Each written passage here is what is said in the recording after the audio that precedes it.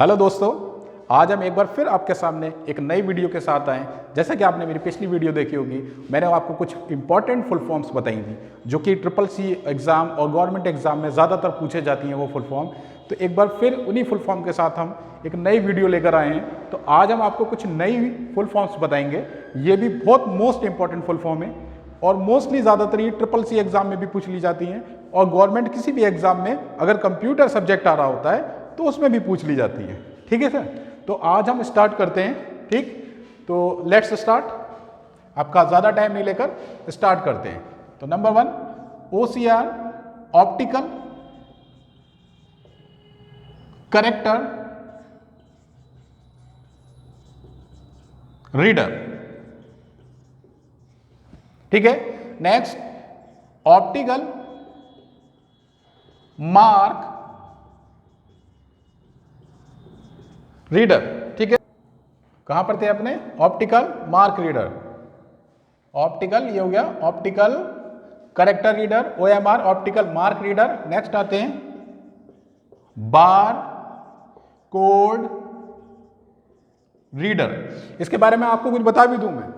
OMR आपने देखा होगा, कोई भी गवर्नमेंट एग्जाम वगैरह ज्यादातर होता है तो उसमें OMR शीट मिलती है आपको, जो आपने देखा होगा ABCD, इस तरीके से ABCD ये आपको फिल करना जो होते हैं, वही OMR शीट की बात कर रहा हूं मैं। ठीक है, उसमें आपने देखा होगा तो वो जो आप OMR शीट फिल कर देते हो और सबमिट हो जाती हैं तो वो OMR ऑप्टिकल मार्क रीडर द्वारा वो स्कैन कराई जाती है। यानी एक स्कैनर होगा जहां पर आपको OMR शीट स्कैन कराई जाती है। ठीक है, नेक्स्ट होते हैं BCR बार कोड रीडर। आपने देखा होगा मोस्टली ज्यादातर आप मॉल्स वगैरह में शॉपिंग के लिए जाते होंगे तो वहां पे देखेंगे लास्ट में जब आपका बिल वगैरह जो काटा जाता है, बिल निकाला जाता है, तो आपके वो देखे होंगे आपने इस तरीके के बार कोड होंगे आपके प्रोडक्ट पे पड़े हुए ऐसे ऐसे ऐसे। इन बार कोड को जो स्कैन करता है वही BCR कहलाता है, बार कोड रीडर। ठीक है, रीडर यानी पढ़ने वाला। ठीक है, नेक्स्ट आते हैं आगे बढ़ते हैं MICR magnetic ink character reader. ठीक है, ये ज्यादातर यूज होगा, आपने देखा होगा बैंक में, जो आपका बैंक चेक होता है उसमें नीचे एक चेक संख्या होती है, एक ब्रांच कोड होता है, एक सिटी कोड होता है, उनको रीड करने के लिए इसकी जरूरत पड़ती है MICR की, मैग्नेटिक इंक करेक्टर रीडर। ठीक है, आगे बढ़ते हैं CAD। इसकी फुल फॉर्म भी ज्यादातर पूछ ली जाती है और MICR की भी ज्यादातर पूछी जाती है, कंप्यूटर एडेड डिजाइन। ठीक है, नेक्स्ट आते हैं GUI ग्राफिक्स यूजर इंटरफेस। ठीक है, नेक्स्ट आते हैं GIF ग्राफिक्स इंटरचेंज फॉर्मेट। ठीक है, तो दोस्तों आपको समझ में आ रहा है ना? ठीक, आगे बढ़ते हैं। ये याद रखना, ये बहुत मोस्ट इंपॉर्टेंट फुल फॉर्म है। ठीक है, इसलिए वीडियो को आप पूरा देखें और लाइक और सब्सक्राइब जरूर कर दें। ठीक है, आगे बढ़ते हैं UPI unified payment interface. Next आते हैं IMPS इमीडिएट या इमीडिएटली पेमेंट सर्विस। ठीक है, नेक्स्ट आते हैं NPCI। कभी कभी एक क्वेश्चन आता है UPI और IMPS इनको डेवलप कौन करता है, तो NPCI द्वारा डेवलप किए गए। यानी NPCI की फुल फॉर्म होती है national payment corporation of India, national payment corporation of India. ठीक है सर, नेक्स्ट आते हैं VGA विजुअल ग्राफिक्स एरे। ठीक है, तो यहां तक आपकी समझ में आ गया होगा, लेकिन आप वीडियो को पूरा जरूर देखें क्योंकि बहुत मोस्ट इंपॉर्टेंट ये फुल फॉर्म है ट्रिपल सी और गवर्नमेंट एग्जाम के लिए, मैं बार बार आपको बता रहा हूं। नेक्स्ट आगे बढ़ते हैं, नेटवर्किंग। नेटवर्किंग में LAN, local area networking. Next MAN, metropolitan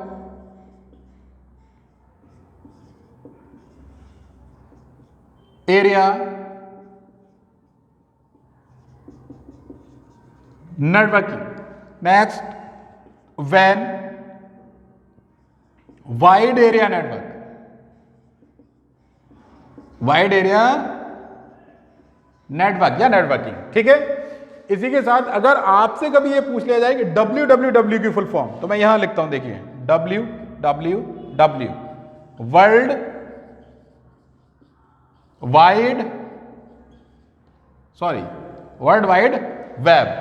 ठीक है, नेक्स्ट आगे बढ़ते हैं। एक चीज मैं आपको बता देता हूं, नेटवर्किंग आज से कुछ समय पहले नेटवर्किंग को बढ़ाया जाता है। Networking is a 4 type, LAN, CAN भी बढ़ाया जाता था, लैन, कैन, मैन, वैन। ठीक है, लेकिन आज की आप कभी बुक्स या गूगल वगैरह पे भी सर्च करोगे तो आज की तारीख में नेटवर्किंग पढ़ाया जा रहा है। Networking is a 3 type, LAN, MAN, वैन। कैन को मैन में मिक्स कर दिया है, यानी CAN plus MAN equal to MAN. समझ रहा है ना? तो कैन नहीं है, सिर्फ 3 प्रकार की नेटवर्किंग है आज की तारीख में, लैन, मैन, वैन। बाकी किसी और दिन आपको ये पूरा टोटल बताएंगे कि कैन, मैन, वैन इनका वर्क क्या होता है, कितना एरियाज में ये वर्क करती है नेटवर्किंग। ठीक है, आगे बढ़ते हैं। प्रोटोकॉल्स में FTP, file transfer protocol. Next TFTP, tribal file transfer protocol. ठीक है, नेक्स्ट बढ़ते हैं आगे, SMTP, simple mail transfer protocol. ठीक है, नेक्स्ट आते हैं POP की होती है full form, post office protocol. ठीक है, नेक्स्ट आगे बढ़ते हैं HTTP, hyper text transfer protocol.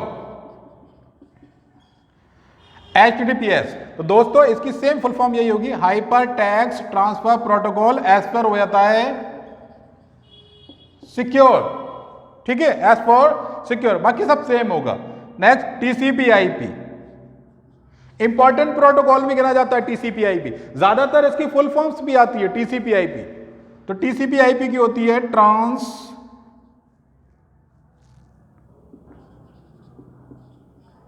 Transmission control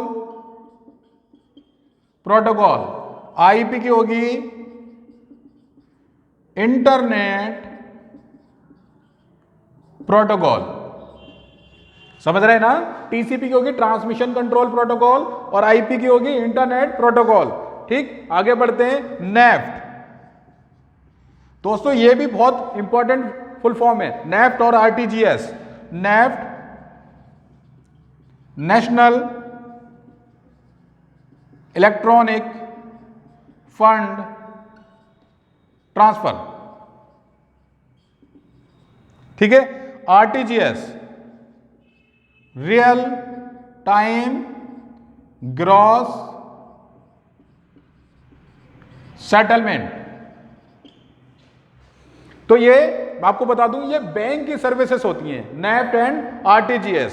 आप कभी भी एक बिग अमाउंट अगर ट्रांसफर करना चाहते हो तो आपको इन सर्विस के द्वारा ही बैंक द्वारा ट्रांसफर होगा, नेफ्ट द्वारा। जैसे 1 लाख, 1.5 लाख, 2 लाख अमाउंट आपको ट्रांसफर कराना है तो आप नेफ्ट सर्विस का यूज करोगे बैंक की। इससे बड़ा अमाउंट कराना है 4, 5 लाख, 8 लाख, तो आप आरटीजीएस सर्विस का यूज करोगे। ये दोनों बैंक की सर्विस होती हैं, नेफ्ट और आरटीजीएस। नेफ्ट की फुल फॉर्म हो गई नेशनल इलेक्ट्रॉनिक फंड ट्रांसफर, ठीक है। आरटीजीएस की रियल टाइम ग्रॉस सेटलमेंट। एक क्वेश्चन और आपको बताता हूं, कभी कभी ट्रिपल सी में भी क्वेश्चन पूछ लेते हैं, इंटरनेशनल मनी ट्रांसफर के लिए किस सर्विस का यूज होता है? यह इंटरनेशनल मुद्रा, अगर हिंदी में पूछ लेते हैं मुद्रा कह देते हैं, ठीक है। इंटरनेशनल मनी ट्रांसफर के लिए किस सर्विस का यूज होता है? तो आपको मैं बता दूं, वो होती है स्विफ्ट। स्विफ्ट का यूज होता है इंटरनेशनल के, ये नेशनल लेवल अपने इंडिया लेवल के लिए नेफ्ट और आरटीजीएस। इसको मैंने अभी बताया था आपको, WWW वर्ल्ड वाइड वेब इसकी फुल फॉर्म होती है। एक और ये देख लेते हैं, इधर साइड में लिखा है एफडी। इससे पहले वीडियो मैंने आपको बताया था, एफडी की फुल फॉर्म होती है फ्लॉपी डिस्क। Floppy disk. आज दोबारा मैंने इसलिए लिखा है कि आपको ये बता दूं मैं, इसमें कभी कभी पूछ लेता है कि इसका साइज क्या होता है। साइज क्या होता है? तो 3.5 इंच इसका साइज होता है। अब आपसे अगर कोई पूछ ले कि फ्लॉपी डिस्क की कैपेसिटी क्या थी, क्षमता यानी स्टोरेज क्षमता, स्टोर कितना हो सकता था डेटा, तो स्टोरेज क्षमता थी, स्टोरेज कैपेसिटी थी 1.44 MB, ठीक है।